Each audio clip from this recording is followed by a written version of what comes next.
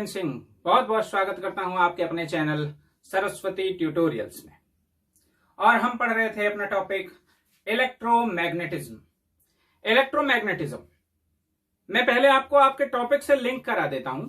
Electromagnetism में हमने पढ़ा अबाउट मैग्नेट कि मैग्नेट क्या होता है, मैग्नेट किस किस तरह के होते हैं, जैसे bar magnet, U shaped magnet, magnetic needle, और भी बहुत सारे टाइप के मैग्नेट्स हमारे पास होते हैं।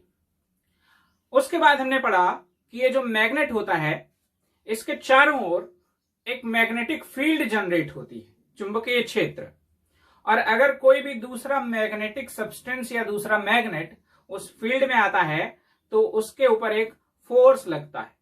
और वहां से हमने पढ़ा उस फोर्स की वैल्यू के बारे में, और हमने सीखा मैग्नेटिक फील्ड इंटेंसिटी यानी कि चुंबकीय क्षेत्र की तीव्रता। फिर बात करते हैं, हमने देखा कि किसी भी मैग्नेट के चारों ओर जो भी मैग्नेटिक फील्ड जनरेट हो रही है उसका डिमॉन्स्ट्रेशन कैसे किया जाए। तो उसका डिमॉन्स्ट्रेशन हमने किया ऐसे, और यहां पर आप देख पा रहे हैं कि मैग्नेट के एन पोल से लाइंस निकल रही हैं और एस पोल में एंट्री कर पा रही हैं। मैग्नेट का जो एन पोल है यहां पर लाइंस और एस पोल यहां पर लाइंस बहुत ही पास पास हैं, आप देख पा रहे हैं। इसलिए एन पोल और एस पोल बहुत ही स्ट्रांग मैग्नेटिक फील्ड के बारे में बताते हैं। और जैसे हम उससे दूर होते जाते हैं, आप देख पा रहे हैं लाइंस दूर होती जा रही हैं, और ऐसी कंडीशन में हम कहेंगे कि मैग्नेट से दूर होने पर मैग्नेटिक फील्ड की स्ट्रेंथ भी वीक होती जाती है। इसके बाद हमने सीखा magnetic effect of electric current, और वहां पर ऑर्स्टेड ने अपने एक्सपेरिमेंट से डिमॉन्स्ट्रेट करके बताया कि जब भी आप किसी करंट कैरिंग वायर में करंट को फ्लो कराते हैं तो ऐसी कंडीशन में उसके पास रखी हुई मैग्नेटिक नीडल में डिफ्लेक्शन आता है, आप देख पा रहे हैं। और इसका जो डायरेक्शन है इसके लिए आए इसके लिए आए मिस्टर एम्पियर, और एम्पियर ने अपने राइट हैंड थंब रूल से उसका डायरेक्शन समझाया। और फिर हमने देखा कि डिफरेंट टाइप्स के वायर्स, स्ट्रेट वायर, लूप वाला वायर, सोलेनॉइड, ये सारी चीजें किस तरह से मैग्नेटिक फील्ड को डेमोन्स्ट्रेट करती हैं। तो स्ट्रेट कंडक्टर इस तरह से, लूप इस तरह से, और सोलेनॉइड इस तरह से आप देख पा रहे हैं कि मैग्नेटिक फील्ड का डिमॉन्स्ट्रेशन होता है। मैग्नेटिक फील्ड के बारे में हमने एक बहुत इंपॉर्टेंट बात यह सीखी थी कि दो मैग्नेटिक फील्ड लाइंस कभी एक दूसरे को इंटरैक्ट या इंटरसेक्ट नहीं करती हैं। तो अगर ये दोनों कभी इंटरसेक्ट नहीं करती हैं, ऐसी कंडीशन की अगर हम बात करते हैं, तो हम देखेंगे कि हमारा जो एन और एन पोल है वो रिपेल करेगा, एस और एस पोल रिपेल करेगा, एन और एस एक दूसरे को अट्रैक्ट करेंगे। तो मैग्नेटिक फील्ड के लाइंस का जनरेशन हम मान सकते हैं कि मैग्नेट के एन पोल से मैग्नेट के एस पोल तक होता है। That's all about your first lecture. अब मैं बात करता हूं अपने दूसरे लेक्चर के बारे में, जिसमें हम देखने जा रहे हैं कि हम एक मैग्नेट लेंगे, उसकी अपनी मैग्नेटिक फील्ड होगी। हम एक वायर लेंगे, उसकी भी अपनी एक मैग्नेटिक फील्ड होगी। दो मैग्नेटिक फील्ड ऑफ लाइंस कभी भी एक दूसरे को इंटरसेक्ट नहीं करती हैं। तो जब वायर की मैग्नेटिक फील्ड और मैग्नेट की मैग्नेटिक फील्ड दोनों एक दूसरे के पास आएंगे, तो ऐसी कंडीशन में वो दोनों एक दूसरे को एक फोर्स देंगे, यानी कि रिपल्शन का, क्योंकि वो दोनों एक दूसरे को अट्रैक्ट नहीं कर सकते। तो हम देखेंगे जब भी हमारा एक करंट कैरिंग वायर जाता है एक मैग्नेटिक फील्ड में और वो एक्सपीरियंस करता है एक फोर्स, और उस फोर्स के डायरेक्शन को समझाने के लिए एक साइंटिस्ट हुए मिस्टर फ्लेमिंग, उन्होंने अपना लॉ दिया, और वो है फ्लेमिंग्स लेफ्ट हैंड रूल। तो फ्लेमिंग्स के लेफ्ट हैंड रूल के अकॉर्डिंग अगर हम बात करें तो आप देख पा रहे हैं यहां पर एक फिगर जिसमें आपको दिखाई पड़ रहा है आपको लेफ्ट हैंड, और उस लेफ्ट हैंड में हमने थंब, फोर फिंगर और सेंट्रल फिंगर, इन तीनों को एक दूसरे के म्यूचुअली परपेंडिकुलर अर्थात लंबवत रखा है। तो अगर हम इस नियम की बात करते हैं तो इस रूल के अकॉर्डिंग अगर आप अपने बाएं हाथ के अंगूठे और उसके पास वाली 2 उंगलियों को इस प्रकार फैलाएं कि तीनों एक दूसरे के लंबवत हों, ऐसी कंडीशन में अगर आपकी फोर फिंगर यानी कि तर्जनी चुंबकीय क्षेत्र की दिशा को बताती हो, मध्यमा यानी कि सेंट्रल फिंगर आपके करंट के डायरेक्शन को बताती हो, तो इन दोनों के आने के बाद जो आपका थंब है वो हमें फोर्स के डायरेक्शन के बारे में बताता है। अगर हम इसे एक डेफिनेशन के फॉर्मेट में समझें तो हम कह सकते हैं कि if we stretch the thumb, forefinger and the central finger of your left hand so that they are mutually perpendicular to one another, then if forefinger points the direction of magnetic field and the central finger points the direction of current through the conductor, then the thumb will point the direction of force. तो इस तरह से हमने समझा कि यहां पर आपका फ्लेमिंग का लेफ्ट हैंड रूल किस तरह से अप्लाई होता है। चलिए हम इसका फिजिकल डिमॉन्स्ट्रेशन देखते हैं। Physical demonstration Fleming's left hand rule.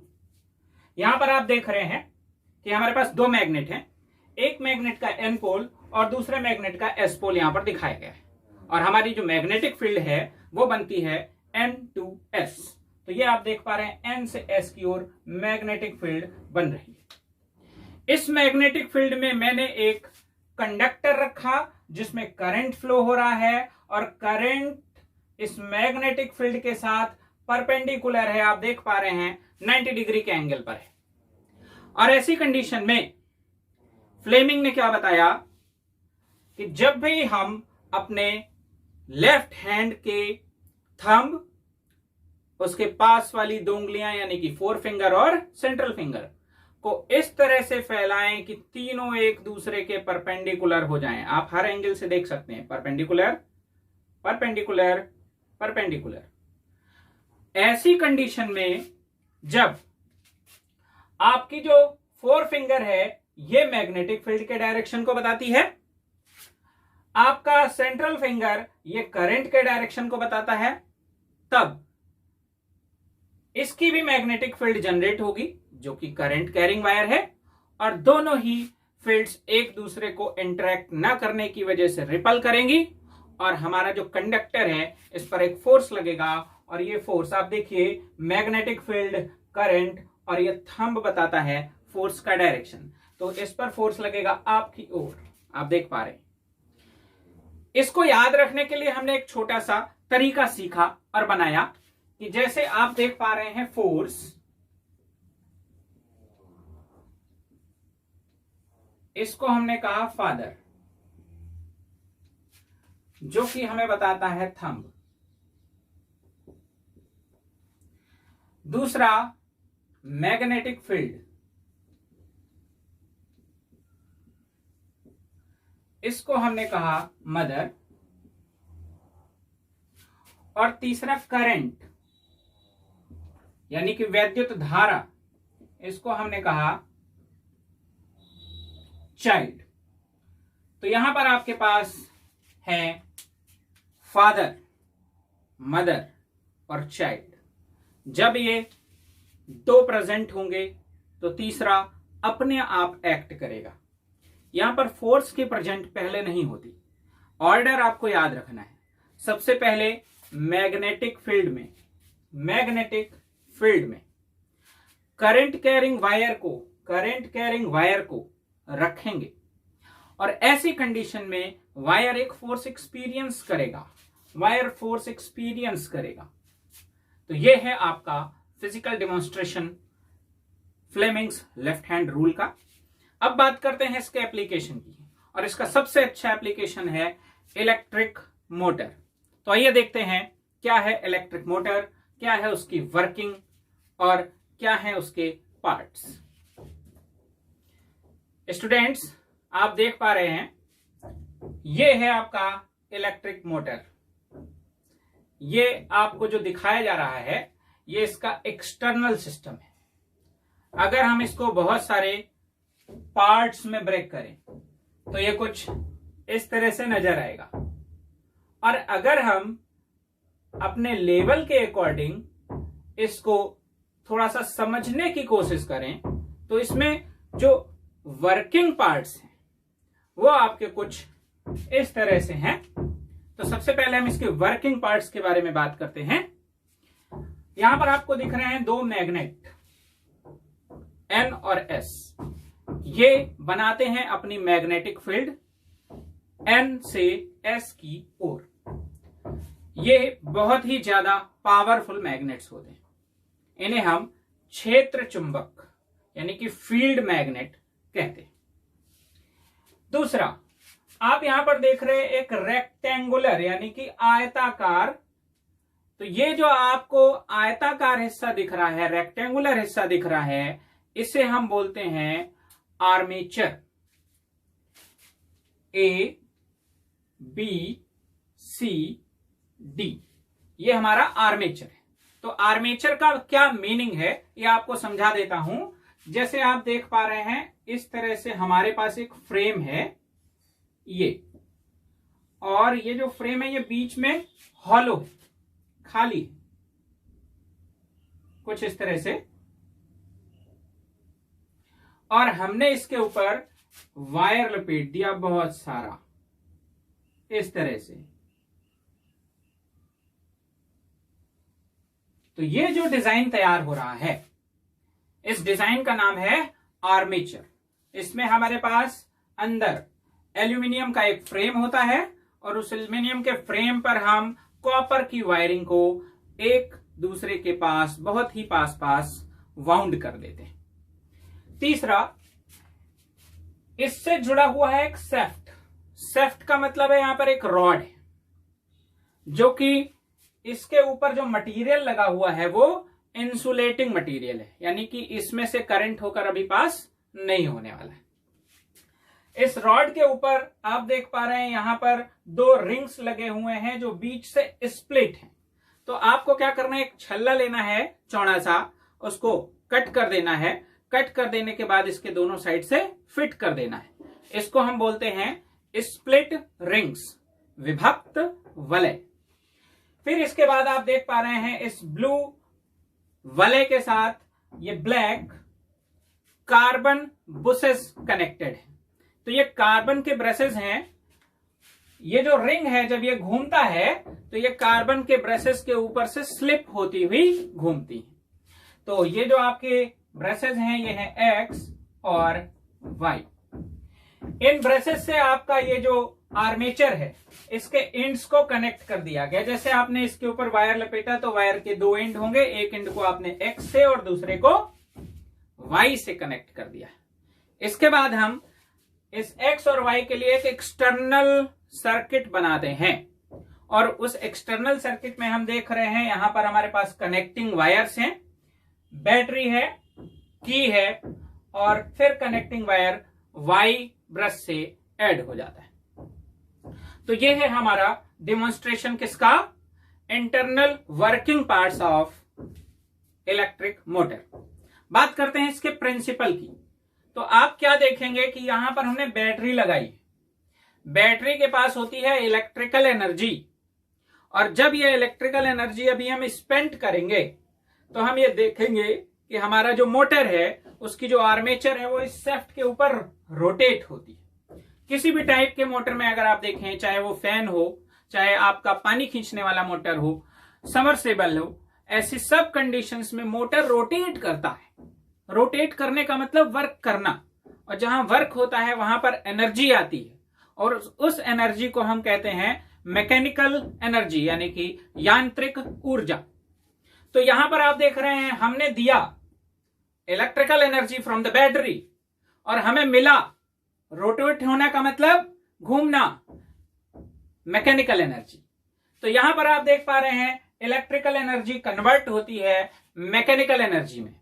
और इसमें दूसरी सबसे इंपॉर्टेंट बात है कि कैसे ये मोटर अपने आप इस बैटरी को या स्विच को ऑन करते ही घूमने लगता है। और इसमें हम यूज करेंगे अपना फ्लेमिंग्स लेफ्ट हैंड रूल। तो चलिए देखते हैं कैसे ये मोटर यहां पर रोटेट करेगा। तो सबसे पहली बात, N2S ये आपका बनता है मैग्नेटिक फील्ड, जिसको हम कहते हैं B से रिप्रेजेंट करो।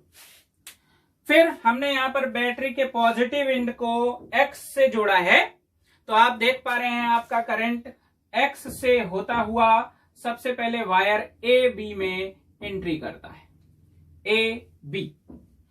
फिर आपका ये करंट इस BC में, इसके बाद ये करंट CD में, और इस तरह से नीचे होता हुआ Y ब्रश से पास आउट होता हुआ बैटरी के निगेटिव एंड तक पहुंचता है। आपको ध्यान रखना है, अगर आप फोर्स का एक्सपीरियंस करना चाहते हैं तो ऐसी कंडीशन में आपको तीनों सिस्टम्स को म्यूचुअली परपेंडिकुलर देखना होगा। कहने का मतलब है आपका करंट कैरिंग वायर आपकी मैग्नेटिक फील्ड के परपेंडिकुलर होना चाहिए। अगर ये दोनों पैरेलल हो जाते हैं तो ये फोर्स एक्सपीरियंस नहीं करेंगे। फोर्स एक्सपीरियंस करने के लिए दोनों को परपेंडिकुलर होना जरूरी है, पैरेलल नहीं होने चाहिए। तो यहां पर आप देख रहे हैं N2S ये बन रही है आपकी फील्ड। और दूसरा आप देख रहे हैं A से B में, A से B में ये करंट मेरी तरफ आ रहा है, आप देख सकते हैं N2S field, A to B current. अभी ये दोनों एक दूसरे के परपेंडिकुलर है, क्लियर। तो ये रही फील्ड और ये रहा करंट। मैंने अपने हाथ को इस तरह से फैलाया, ये मैग्नेटिक फील्ड, ये ब्लैक वाला मैग्नेटिक फील्ड और ये ब्लैक करंट, ये दोनों एक दूसरे के परपेंडिकुलर हैं, आप देख पा रहे हैं। ऐसी कंडीशन में हमारा जो थंब है वो किधर है, inside the plane of paper, तो ये कैसा महसूस करेगा फोर्स, अंदर। लेकिन अगर हम यहां पर देखते तो यहां पर देखिए B करंट और फोर्स इनसाइड, देखिए ये है आपका करंट, ये है मैग्नेटिक फील्ड, क्लियर। और ये थंब बताता है फोर्स के बारे में। तो अभी आप देख रहे हैं इस पर फोर्स एक्सपीरियंस होगा अंदर की ओर या नीचे की ओर, क्लियर है। फिर आते हैं BC पर, field current parallel, no force. इसके बाद CD पर अगर देखें तो फील्ड का डायरेक्शन नहीं बदला है, हमारी करंट किधर है, C to D, आप देख पा रहे हैं। और अब इस कंडीशन में फोर्स किधर लगेगा, आपकी ओर यानी बाहर की ओर, और बाहर की ओर फोर्स लगेगा तो कुछ इस प्रकार से लगेगा, ऐसे। तो देखिए बहुत सिंपली इस बात को हम समझ सकते हैं एक छोटे से डिमॉन्स्ट्रेशन से। जैसे कि आप देख पा रहे हैं हमारे पास ये एक बुक है, क्लियर। अब इस बुक के एक एंड पर ये मैं अंदर की ओर फोर्स लगाता हूं और एक एंड पर ये बाहर की ओर फोर्स लगाता हूं, तो ऐसी कंडीशन में बुक क्या होती है, रोटेट हो जाती है। देखिए दिस, एक फोर्स अंदर एक फोर्स बाहर। तो यहां पर आप देख पा रहे हैं आपको मिल रहे हैं दो forces, one inside and other one is outside. आपको कुछ नहीं करना पड़ा, आपको सिर्फ करंट कैरिंग वायर को मैग्नेटिक फील्ड में रखना पड़ा है। अब क्या होगा कि ये इस तरह से रोटेट होना स्टार्ट हो जाएगा और इससे लगी हुई जो शेफ्ट है उसके ऊपर आपके स्प्लिट रिंग्स घूमेंगे और इसी के चारों ओर ऐसे घूमते रहेंगे। अब आपने अगर इससे अपना फैन कनेक्ट कर रखा है तो फैन रोटेट होगा। अगर आपने इलेक्ट्रिक मोटर कनेक्ट कर रखा है तो इलेक्ट्रिक मोटर रोटेट होगा और वो पानी को खींचकर ऊपर ले जाएगा। तो ये आपका इलेक्ट्रिक मोटर है जिससे हम देख रहे हैं कि इलेक्ट्रिकल एनर्जी स्पेंड करिए, रोटेट होने पर वर्क मिलता है, यानी कि मैकेनिकल एनर्जी आपको मिलते हैं। इसका एक और फिगर जिसे आप अपनी कॉपी पे ड्रॉ कर सकते हैं। ध्यान रखना है आपको, सबसे पहले आपको देखना है इसके वर्किंग पार्ट्स, उसके बाद वर्किंग पार्ट्स क्या होते हैं जैसे कि field magnet, armature, split rings, brushes, external circuit. और जब भी आप करंट को फ्लो कराते हैं तो फ्लेमिंग के लेफ्ट हैंड रूल के अकॉर्डिंग आप समझ सकते हैं यहां पर कि किस तरह से फोर्स एक्सपीरियंस होगा ए बी साइड में डाउनवर्ड, सी डी साइड में अपवर्ड, और अपोजिट फोर्स की वजह से आपका जो आर्मेचर है ये रोटेट होना स्टार्ट हो जाता है। तो आज के लेक्चर में फिलहाल इतना ही। बहुत बहुत धन्यवाद। Thanks for watching.